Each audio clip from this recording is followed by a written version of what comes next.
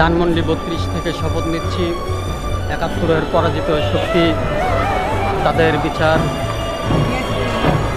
জননেত্রী শেখ হাসিনা এই বাংলাদেশের মাটিতেই করবে।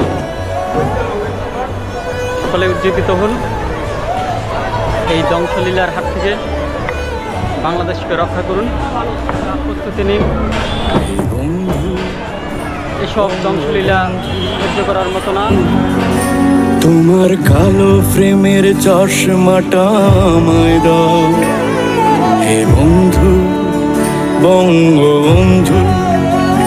তোমার কালো ফ্রেমের চশমাটা আমায় দাও, আমি চোখে দিয়ে দেখব কেমন করে দেশটাকে এত ভালোবাসো। যতবার চাই কাছে পেতে ততবারই তুমি আসো। তুমি কবিতার মতোই আসো, তুমি গানের মতোই আসো।